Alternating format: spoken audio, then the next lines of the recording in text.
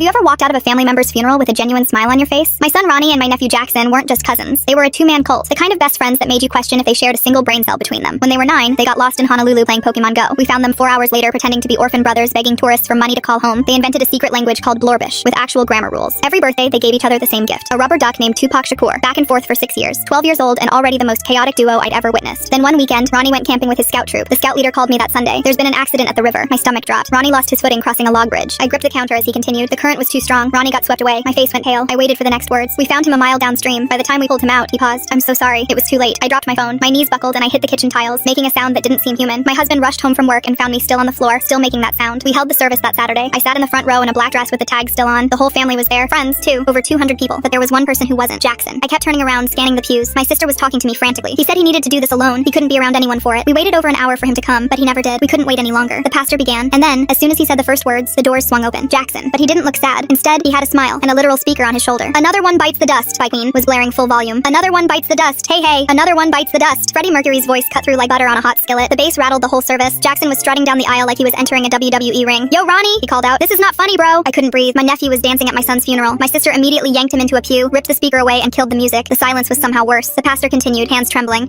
Okay, we shall now start the service. But Jackson couldn't stay quiet. Every few minutes he'd yell, "You'll never beat the Irish," an inside joke between him and Ronnie, or start singing, "Give Jellyfish Fields a chance." Everyone was staring at him, angry, disappointed, confused, and in shock. But no one said a thing. No one dared to. How could they? Then suddenly, Jackson stopped making noise. He sat in silence for 20 minutes, then looked up with these teary eyes and said loud enough for everyone to hear, "He's not dead. My best friend can't be dead." Everyone's anger towards him shifted to sorrow instantly. We realized Jackson wasn't being disrespectful or playing some game. He was a 12-year-old boy drowning in denial, or so we thought. When end of the service came, everyone lined up to pass the casket. Jackson stood up too. My sister tried to grab him, but he pulled free and walked toward the front, towards the casket. The whole room tensed. What was he about to do? He reached the casket, looked down at Ronnie. His shoulders shook. Then he licked his finger and shoved his finger in Ronnie's ear. "Wet Willie," he yelled. At a funeral, to a corpse. The whole room paused. "Jackson!" I screamed, running toward him. The pastor dropped his Bible. Grandma staggered into my uncle's arms. Jackson stumbled backward, howling with laughter. I was about to tear Jackson a new one. Then I heard it. Someone said, "Wait, is Ronnie smiling?" I froze, turned back to the casket. My son's lips were twitching, corners pulling up. He was fighting a smile. Ronnie, his eyes shot up. "Goddamn Jackson, the Wet Willie? Really?" He sat up in the casket. The church exploded, screaming, crying. Grandma hit the floor. Jackson collapsed on the ground, laughing so hard no sound came out. Ronnie climbed out of the casket and grabbed him by the collar, also laughing. The pastor stood frozen like he'd witnessed an actual resurrection. I grabbed Ronnie and pulled him into me so hard I probably cracked a rib. Turns out when your son literally comes back from the dead, the first thought isn't how. It's "you're alive." I finally let go after what felt like hours. Then I grabbed both boys by the collar. "Explain, now." Jackson wiped his eyes, still wheezing from laughing. We made a bet. Ronnie said he could fake his death and make it through the whole funeral. If he won, I had to give him my PS5. The one I won at the gaming tournament. Ronnie grinned. I was so close. When I realized he had everyone fooled, Jackson said, "I knew my only chain was to make him laugh. The Wet Willie was my last resort." I stared at them, these psychopaths I'd raised. "You realize," I said slowly, "we were going to cremate you tomorrow." Ronnie's smile vanished. Jackson's too. The room went silent. Ronnie looked at Jackson. Jackson looked at Ronnie. "I still want the PS5. Absolutely not." They argued about it for 3 weeks. By the way, we're suing the funeral home. What kind of idiots don't notice a 12-year-old isn't actually dead for 48 hours?